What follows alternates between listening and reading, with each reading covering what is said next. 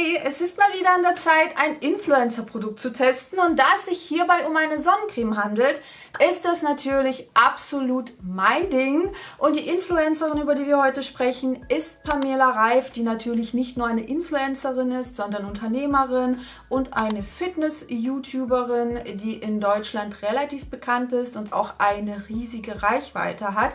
Und sie macht ab und zu mal Werbung für die Sonnencremes von Sunscare, was ich an sich wirklich großartig finde, denn das Thema UV-Schutz ist ein wichtiges, was eigentlich nicht nur in die Sommerzeit gehört, sondern dass man das ganze Jahr über so ein bisschen auf dem Schirm haben sollte. Aber mir sind bei der Sonnencreme so ein paar Sachen negativ aufgefallen. Es gibt natürlich auch ein paar positive Aspekte. Dennoch möchte ich gern darüber sprechen, denn ich habe mir eine der Sonnencremes bestellt. Alles andere war ausverkauft, deswegen konnte ich auch nur eine ganz bestimmte Sorte bestellen, denn sobald Pamela Reif irgendwas in ihrer Story postet und einen Code teilt, dann ist das Zeug ratzfatz ausverkauft. Deswegen bin ich froh, dass ich wenigstens eine der Sonnencremes ergattern konnte. Aber bevor ich richtig loslege, will ich noch mal kurz anmerken, dass ich Pamela Reif sehr für ihre Disziplin und natürlich auch für ihren Erfolg bewundere. Ich glaube, sie ist ein riesengroßes Vorbild für viele, viele Menschen, aber so solltet ihr eure Sonnencreme nicht auftragen. Natürlich hat es auch einen Grund, dass mich dieses Thema so extrem fasziniert, denn Hautpflege, und dazu gehören auch Sonnencremes, ist einfach eine riesengroße Leidenschaft von mir, und das nicht nur hobbymäßig. Ich bin auch beruflich in diesem Gebiet tätig. Ich habe eine eigene Skincare-Linie. Ich bin auch intensiv in die Produktentwicklung eingebunden, und ich habe auch ein Buch für Skincare-EinsteigerInnen geschrieben. Also falls ihr hier neu auf meinem Kanal sein solltet und nicht wisst, wo hinten und vorne ist und wo ihr mit eurer Hautpflegereise anfangen sollt, ich verlinke euch mein Buch einfach unten in der Infobox. Dann könnt ihr gerne mal durchs Inhaltsverzeichnis scrollen und schauen, ob das was für euch ist. Okay, lasst uns jetzt ein bisschen ernster werden und intensiver in die Thematik einsteigen und natürlich einen Blick auf die Sonnencreme von Sunscare werfen und was genau versprochen wird. Auf der Webseite kann man nachlesen, dass die Sonnencreme einen hohen UVA- und UVB-Schutz bieten soll. Und nur noch mal zur Erinnerung, Sonnencremes, also Sonnenschutzmittel, sollen uns vor den schädlichen Auswirkungen der UV-Strahlung, die nun mal Teil des Sonnenlichts ist, schützen. Dazu gehören zum Beispiel Sonnenbrand, bestimmte Formen von Hautkrebs, aber auch Photoimmunsuppression. Und ganz nebenbei ist Sonnencreme dazu in der Lage, die vorzeitige Hautalterung vorzubeugen, weshalb sie mitunter eine der besten Anti-Aging-Cremes ist. Mein Problem mit der Sunscare Sonnencreme ist folgendes: Das UVA-Siegel fehlt gänzlich. Dieses Siegel gibt Auskunft darüber, dass ein Mindestmaß an Schutz vor UVA-Strahlung vorhanden ist. Und das ist natürlich auch extrem wichtig, was die Verbraucherfreundlichkeit eines Produkts angeht. Das kann man auch in den Empfehlungen der Europäischen Kommission wiederfinden. In einer Pressemitteilung aus dem Jahr 2009 wird auf das genormte Siegel hingewiesen und festgestellt, dass ein Großteil der Produkte dieses Siegel trägt. Und da die Sunscare Sonnencreme weder das UVA-Siegel noch irgendeine andere transparente Kennzeichnung bezüglich des UVA-Schutzes trägt, entspricht das Produkt theoretisch nicht den Empfehlungen der Europäischen Kommission und ist aus meiner persönlichen Sicht nicht sonderlich verbraucherfreundlich. Klar ist das für eine Person wie mich, die sich mit der Materie beschäftigt und die beruflich damit zu tun hat, sofort ersichtlich, dass das Produkt einen UVA-Schutz haben sollte, aber das trifft auf einen Großteil der Kundschaft natürlich nicht zu. Außerdem kommt noch hinzu, dass man nur anhand der Inhaltsstoffe nicht auf die Schutzleistung einer Sonnencreme schließen kann, denn da spielen so viele Faktoren mit rein, inwiefern eine bestimmte Schutzleistung erbracht wird. Mal davon abgesehen, dass Sonnencremes nach einer standardisierten Methode getestet werden und natürlich die Hersteller bzw. die Auftraggeber meistens die einzigen Personen sind, die wissen, welche Ergebnisse daraus kommen. Selbstverständlich habe ich Sunscare per E-Mail kontaktiert und gefragt, warum ein UVA-Siegel fehlt. Ich wollte hier niemanden in den Mähdrescher laufen lassen, also habe ich ihnen die Möglichkeit gegeben, mir ein paar Infos zu übermitteln. Und deren Antwort darauf war, aus Designgründen. Und das kann ich persönlich nicht ganz so gut nachvollziehen, weil auf der Flasche offensichtlich noch genug Platz für andere Sachen war. Ich glaube, an so einem kleinen UVA-Siegel hätte sich wirklich niemand gestört. Die VerbraucherInnen, für die das wichtig ist, die hätten sich sehr darüber gefreut. Und die, denen das egal ist, denen wäre das wirklich egal gewesen, ob da ein UVA-Siegel drauf ist oder eben nicht.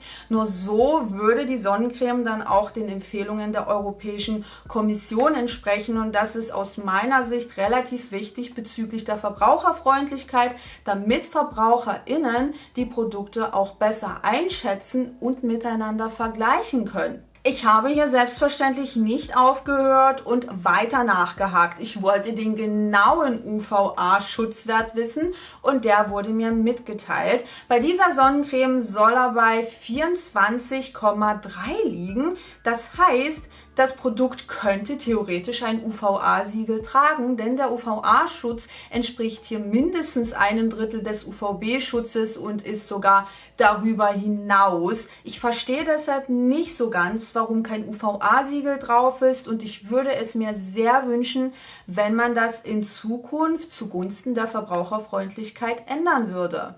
Plus, es würde zumindest in Teilen den Claim hoher UVA-Schutz positiv stützen. Beim nächsten Versprechen müssen wir uns definitiv die Inhaltsstoffe ein bisschen näher anschauen, denn theoretisch soll die Sonnencreme für empfindliche Haut geeignet und parfümfrei sein. Vor allem beim Thema parfümfrei wissen DuftstoffallergikerInnen wie ich sicherlich, wovon ich spreche. Man nimmt sich ein Produkt, da steht drauf parfümfrei, man dreht es um, schaut sich die Inhaltsstoffe an und dann sind da irgendwelche ätherischen Öle drin, die natürlicherweise Duftstoffe enthalten, was selbstverständlich dazu führen kann, dass man eine allergische Reaktion erleidet. Also schauen wir uns die Inhaltsstoffe mal genauer an und hier ist tatsächlich keinerlei Parfümierung enthalten, keine ätherischen Öle, die natürlicherweise Duftstoffe enthalten. Sprich, dieses Produkt könnte für DuftstoffallergikerInnen gut geeignet sein und auch den Claim für empfindliche Haut unterstützt diese parfümfreie Formulierung natürlich sehr. Und es sind auch noch stabile, sehr verträgliche UV-Filter drin. Hier wurde vor allem auf Tinosorb S gesetzt. Das ist ein Breitbandfilter, der zu meinen persönlichen Favoriten gehört. Und außerdem ist ein großartiger UVA-Filter namens DHHB enthalten, den ich auch wirklich, wirklich toll finde. Das heißt, dieses Produkt wird den Claims für empfindliche Haut und ohne Parfümierung gerecht. Sprich, alle, die eine empfindliche Haut haben, alle, die Probleme mit Duftstoffen haben, können sich dieses Produkt auf jeden Fall mal anschauen. Dann bewegen wir uns jetzt mal weg von der Theorie in die Praxis, denn die Sonnencreme soll theoretisch nicht kleben und auch nicht weißeln, aber das können wir nur herausfinden, wenn wir sie in der korrekten Menge auftragen.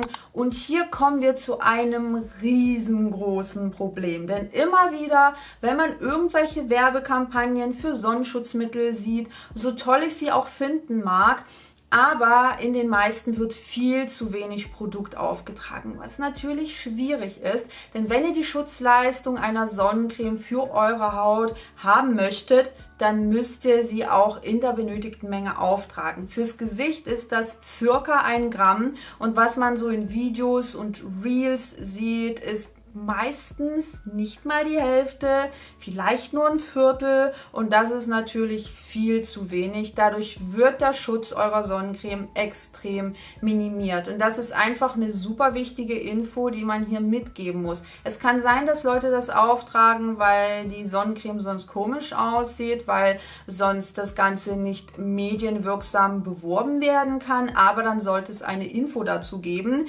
dass man hier in dem Video ganz bewusst viel zu wenig Sonnencreme aufträgt, damit sie entsprechend aussieht. Denn das sollte nicht die Realität sein, weil leider ein Großteil der Leute auch viel zu wenig Sonnencreme auftragen. Und wenn irgendwelche Werbevideos das auch noch unterstützen, ist das ein bisschen schwierig. Deshalb würde ich mir wünschen, dass vor allem Unternehmen sich dahingehend etwas bessern würden, indem sie zum Beispiel auch auf ihren Instagram-Accounts oder in ihren Instagram-Stories oder auf ihren Webseiten, auf ihren YouTube-Kanälen zeigen würden, wie ihre Sonnencremes in der korrekten Menge auf der Haut aussehen.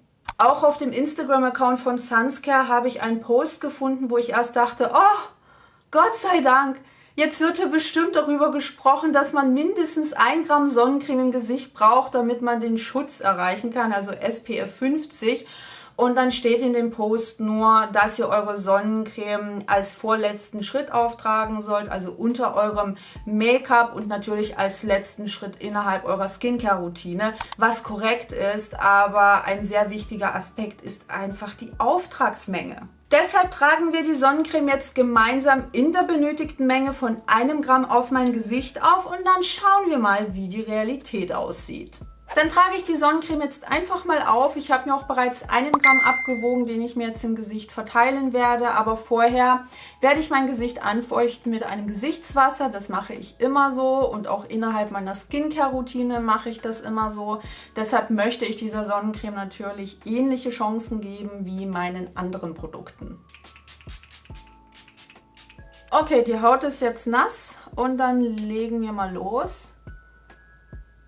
Fühlt sich auf jeden Fall relativ dick an.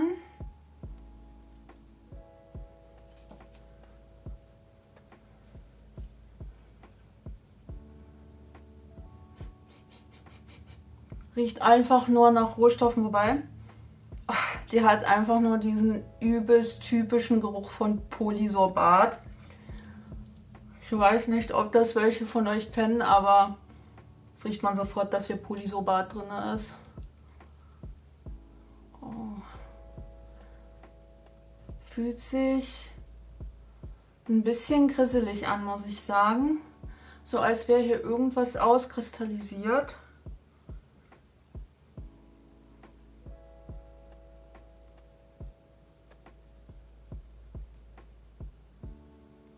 Aber bis jetzt lässt sie sich auf jeden Fall ganz gut verteilen und einarbeiten.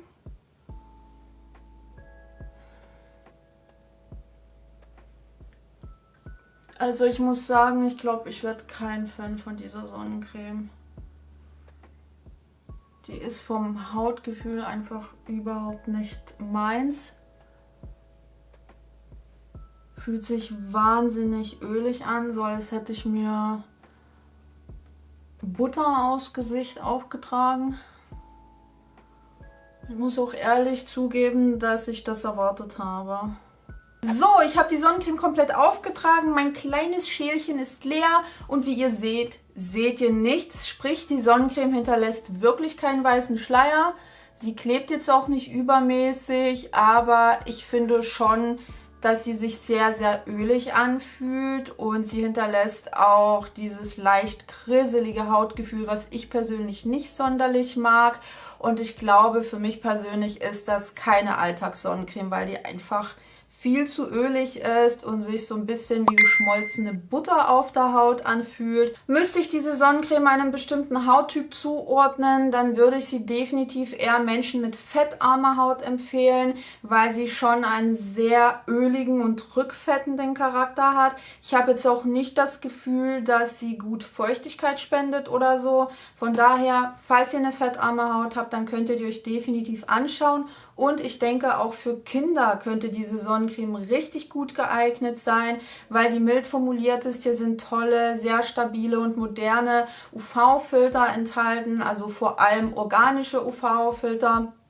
Und ich denke, dass Kinder sich an dieser Öligkeit und an diesem Speckglanz nicht allzu sehr stören werden. Ihr müsst auf jeden Fall auf eure Kleidung aufpassen, wenn ihr diese Sonnencreme benutzt, weil die ordentlich Fettflecken hinterlässt. Also ich habe hier ein paar Sachen angefasst und jetzt sind die komplett oily. Und ich glaube auch nicht, dass das eine gute Sonnencreme für Outdoor-Aktivitäten ist, wie zum Beispiel Joggen, Wandern oder Fahrradfahren, weil hier keinerlei Angaben zur Wasserfestigkeit gemacht werden. Und das würde ich euch definitiv empfehlen. Also wenn ihr joggen seid oder wandern oder irgendwelche anderen Outdoor-Aktivitäten macht, dann würde ich euch eine wasserfeste Sonnencreme empfehlen. Ich werde diese Sonnencreme eher im Herbst und Winter verwenden, weil sie mir aktuell einfach zu fettig und zu ölig auf der Haut ist und ich spüre einfach, dass dann Ölfilm auf der Haut aufliegt und das mag ich aktuell gar nicht. Aber ich weiß jetzt schon, dass das kein Nachkaufkandidat wird, weil sie mich persönlich jetzt nicht ganz so gecatcht hat. Ich mag das Hautgefühl nicht sonderlich. Und ja, es gab halt noch so ein paar andere kleine Aspekte, die mich an diesem Produkt ein bisschen gestört haben, wie zum Beispiel das fehlende UVA-Siegel. Aber das kann ja definitiv noch geändert und nachgebessert werden. Nur vom Preis her bin ich mir einfach unschlüssig, ob ich nochmal 30 oder fast 30 Euro dafür bezahlen würde. Das war's schon mit meinem heutigen Video zu der Sunscare Sonnencreme, auf die Pamela Reif schwören soll. Vielleicht kann ich ja jetzt jedes Mal, wenn ich mich damit eincreme, meine innere Pamela channeln. Ich hoffe auf jeden Fall, dass ihr etwas für euch mitnehmen konntet und dass auch eventuell die Marke Sunscare etwas für sich mitnehmen konnte, je nachdem, ob sie dieses Video überhaupt schauen oder nicht. Ich habe mich jedenfalls sehr darüber gefreut, dass man so transparent die UVA-Schutzwerte mit mir geteilt hat. Das ist absolut keine Selbstverständlichkeit, wobei das auch daran liegen könnte, dass ich geschrieben habe, dass ich Content Creatorin bin. Also keine Ahnung, wie da der Umgang mit KundInnen wäre, die vielleicht keinen Blog und keinen YouTube-Kanal haben. Aber egal, ich freue mich trotzdem darüber, dass man mir die Werte mitgeteilt hat, weil viele Marken ja schon so ein kleines Geheimnis drumherum machen, was ich ein bisschen schade finde, denn das ist so ein Punkt, bei dem man sich abheben könnte.